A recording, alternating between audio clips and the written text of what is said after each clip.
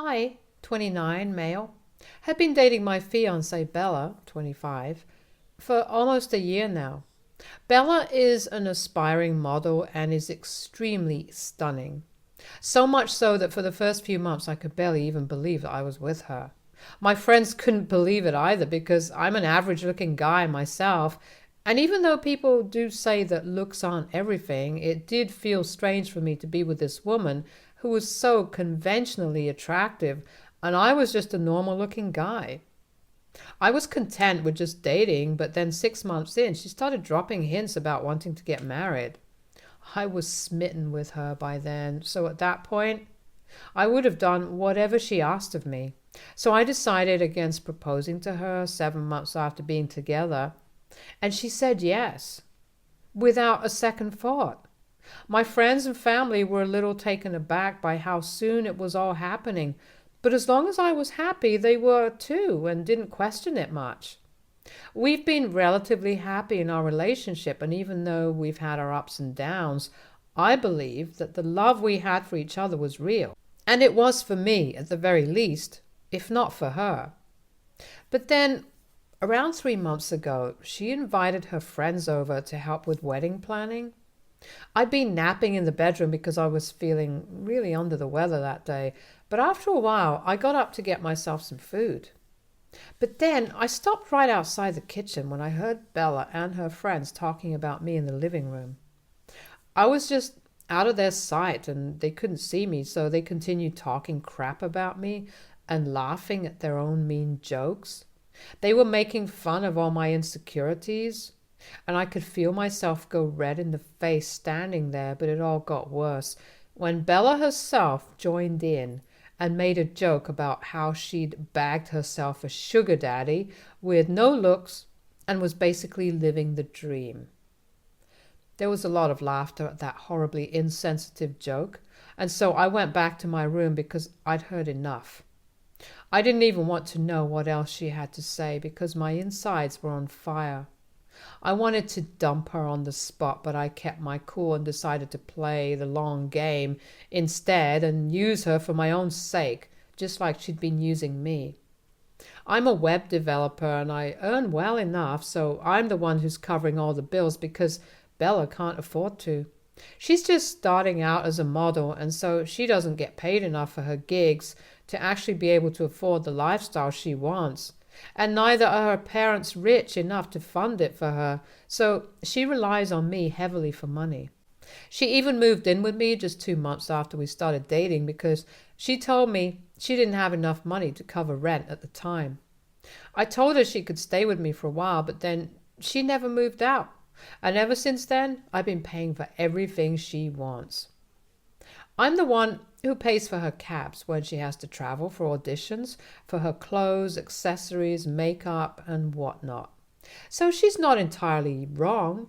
She did bag a sugar daddy, but I'm just a couple of years older, so I don't think that's accurate. After I overheard her conversation with her friends, I went back to my room and I was contemplating breaking up with her over this, but then I decided not to dump her because I had a way better plan in mind. I have a cousin who's also trying to become a model, and I knew for a fact that this cousin of mine, let's call her Irene, 23, female, was loaded. Her father was a hugely successful business tycoon, but unfortunately didn't approve of his daughter's career choices since he believed that it was too risky, and so he wasn't going to help her out until she bagged some gigs on her own. She'd moved here a few months after I met my girlfriend, and I knew that she'd appreciate my help, but Bella stopped me from giving her a head start by telling me how competitive the modeling world is, and that Irene could potentially become a threat to her if we helped her with getting contacts. So unfortunately, Irene had to struggle on her own to make a place for herself because while she did have her dad's credit card, she didn't have any contacts and she was really young, so she didn't know how to network either. But after what I overheard, I made up my mind to help Irene out, and in exchange for that, she just had to send me half of whatever she made through every gig that she landed through me. Then onwards, I started keeping track of all the auditions that my girlfriend went to and all the people I met at those auditions, and then proceeded to send those details to Irene. Sometimes she'd get the gig and sometimes she wouldn't, but every single time she'd send me a whopping $1,500 because she was mad at her dad for not helping her out. It was a bit much, but who was I to complain? If she wanted to teach her dad a lesson and I profited off of her anger, then heck.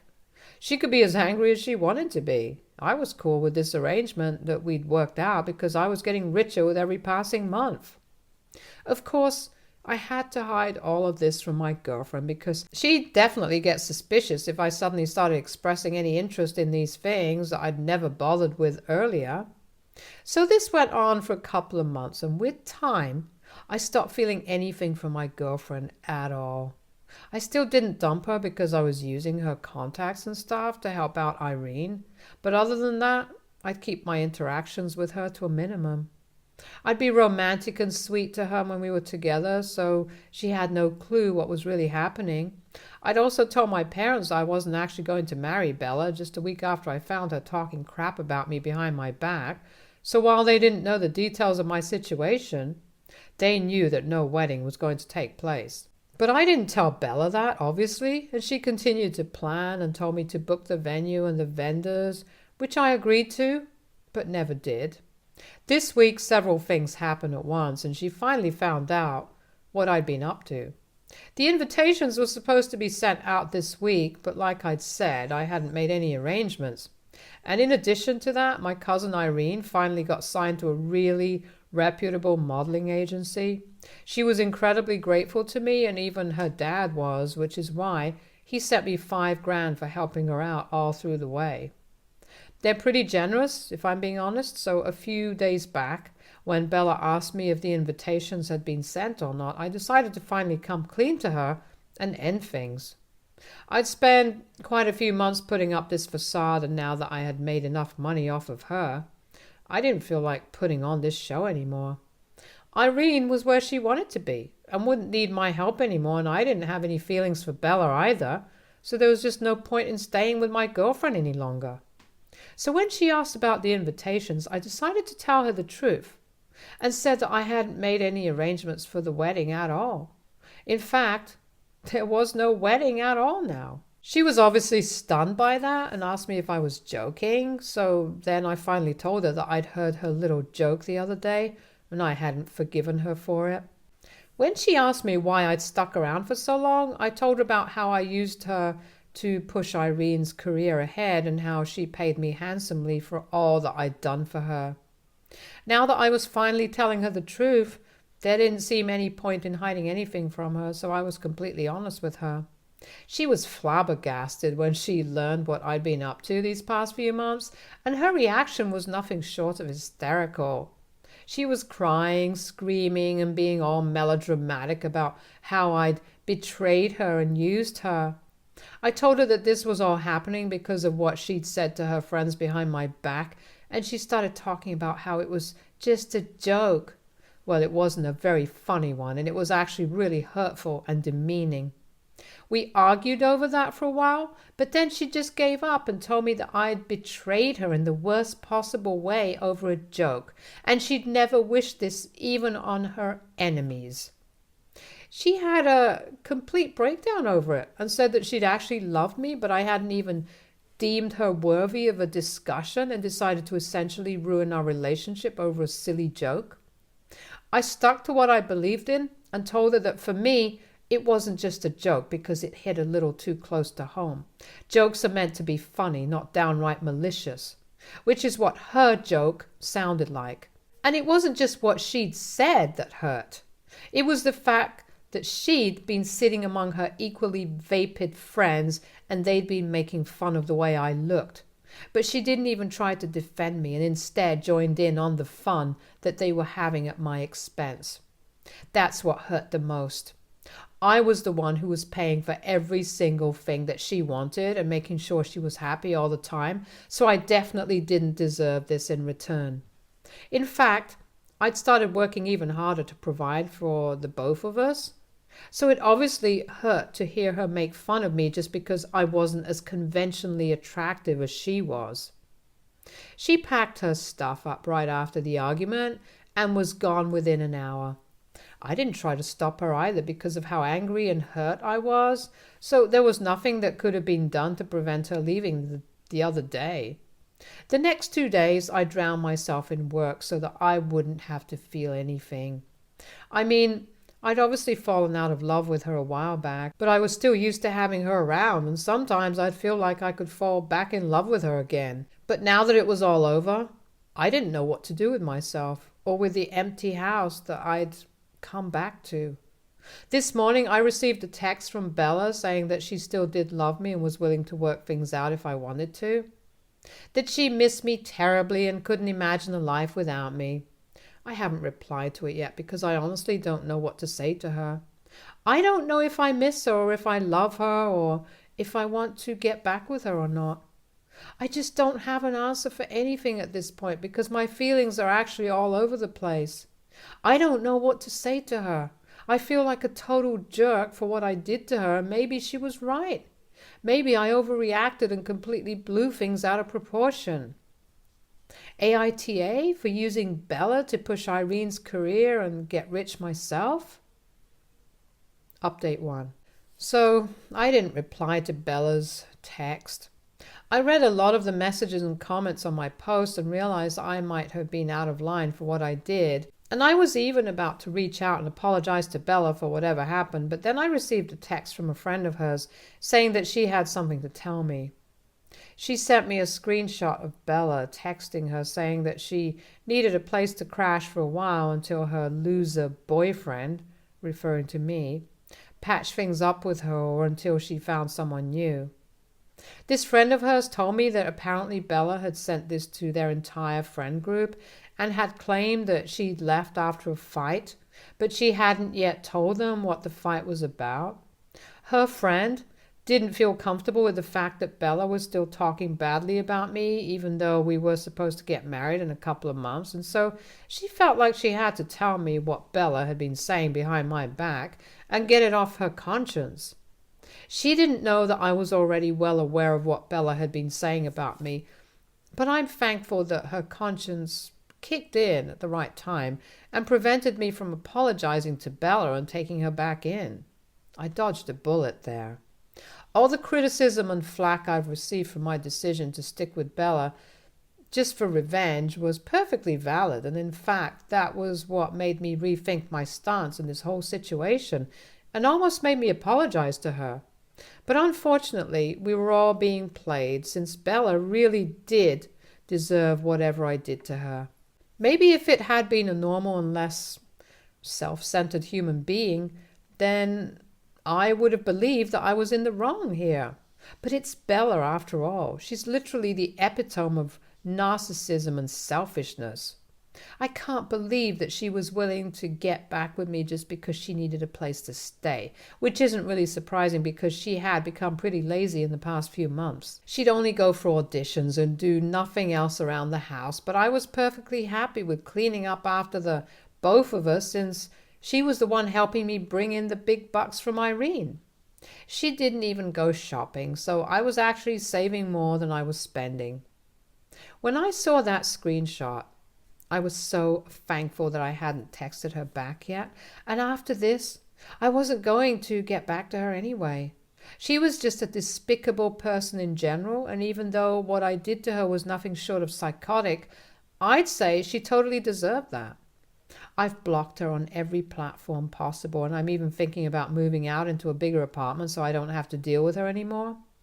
I already made a lot of money thanks to Irene and her dad, and I'm due for a raise at work in a couple of weeks anyway, so I might as well get a head start on the move and start looking for places. My friends were pretty surprised when I broke the news to them that the wedding was off, since they had no idea. But when I filled them in on the details, they were kind of shocked that I'd even pulled off something like this at all. Some of them believe that she deserved it, while the rest think that I took things way too far and I should have just ended the relationship the day I heard her joking. I bet everyone will agree that she deserved what I did when they heard about her false confession of love just so that she could continue to live with me without paying rent or making any contribution to the household expenses. Even if she does manage to find a guy who's willing to let her move in after a few months of dating, I don't think that they'll be as stupid and smitten as I was and let her live off of their money. But who knows, maybe she might. It doesn't really matter to me anymore, and I'm just relieved that she's gone now. And I won't have to deal with her in the foreseeable future, thank goodness. Update 2. I was wrong about getting rid of her so soon. I guess she realized that not everyone will be okay with her lifestyle and won't just blindly agree to her, live with them and spend their money. That is, unless she actually starts looking for a real sugar daddy, which is another story altogether. She somehow got a hold of me from a different number and started texting me to blackmail me into letting her move back in. Her strategy was definitely very off because she was trying to threaten me by saying that if I didn't let her move in until she found a new boyfriend, then she'd tell everyone that I'd used her for her contacts in the modeling world to help my rich cousin out. I hope she does realize that unless she tells people the full story, they're just going to think that I was being a good relative. And I hope she's not naive enough to believe that she can just talk crap about me to people and I'll sit back and let it happen. I told her that if she talks about me, then I'll definitely talk about what she did, and it will all be out in the open. She also has a significant following on Instagram, so this will affect her a lot more than it'll affect me. She hasn't replied yet, and I hope she doesn't, because I'm getting really sick of her. Update 3. As if bothering me through text wasn't bad enough, Bella showed up at my workplace today. The receptionist had to call me to meet her because apparently she refused to leave without seeing me first. I had to take her to a nearby cafe so that I could talk to her without embarrassing myself in front of my coworkers, because I could tell that Bella was very close to throwing a temper tantrum when I saw her. And that's exactly what happened once we sat down to talk in the cafe. She started whining about how I'd been unfair to her and that she deserved a second chance regardless of whatever she'd done, just so that she could prove to me that she was capable of being a good girlfriend under the right circumstances. That really caught me off guard, so I asked her what she meant by that statement, because as far as I was concerned, her circumstances couldn't have been better. She lived a completely stress-free life and paid for nothing. And apparently that's what she meant by circumstances. She told me that I'd spoiled her rotten by letting her walk all over me, and if I'd stood up to her more often, then she might have been more attracted to me. I was too weak-willed and too average-looking already, and on top of that, I had absolutely no self-esteem, which made it so easy for her to boss me around without feeling guilty, which is why she said what she said. But now that she knew that I'd been secretly playing her for a fool, she was a lot more attracted to me and could finally take me seriously as a potential boyfriend. I'm not even making this up right now. I actually thought I was going to laugh out loud right in her face when she was saying those things, because it was just that ridiculous. I don't even know if this was some last-ditch attempt at getting me back or if she genuinely meant whatever she was saying, but it was hilarious, there's no doubt about that. The gaslighting and manipulation was so crazy that I ended up telling her that I'd think about what she said and talk to her later, because I was trying really hard not to laugh. She made me promise her that I'd talk to her once I got back home. That's another reason I'm glad that we broke up, because she used to baby talk to me every time I was upset with her. I don't know why. I guess she thought infantilizing herself would make her seem more desirable to me or whatever, but it just grossed me out. I was just too nice to say anything to her. I got back home half an hour ago, and it's just insane to me that even after all that has happened, she's still trying to get back with me, just so that she'll have a place to live. It's actually kind of pathetic that she's so lazy and so dependent on a man that she can't even be bothered to have some pride and leave me alone. I'm not going to get back in touch with her, and I'm going to make sure that the next time she tries to contact me, she knows that she's no longer welcome in my life. Update 4. So it's just been a day since Bella showed up at my workplace, and today she called me from a friend's number again. I answered the call because I wanted to end things once and for all with her. When she asked me if I'd given any thought to what she'd said, I told her point blank that I hadn't, and even if I was held at gunpoint and asked to get back with her, I'd still say no. I kind of went on a rant and told her every awful thing that I'd thought about her and let her know that she was a pathetic mess and I wasn't willing to deal with her anymore. So she should probably start looking for somebody else to leech off of.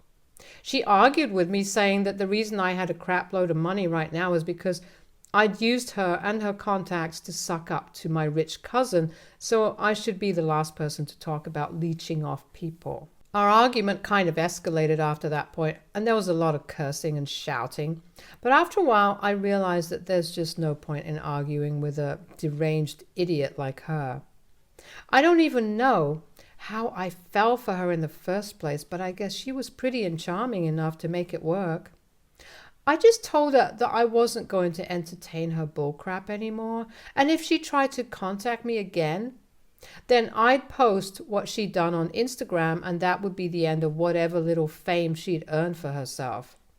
So she realized that it was probably not a good idea to keep arguing with someone who could expose you and ruin your reputation within seconds if he wanted to. And she hung up after calling me a bunch of names and cuss words, but I don't even mind that anymore. It's a small price to pay to get rid of her for good. I'm just not going to date anyone for a while and go to therapy so that I can work out whatever esteem issues I have, because I most certainly do have some, or else I wouldn't have acted equally crazy. Stay tuned for more stories from our girl relationships.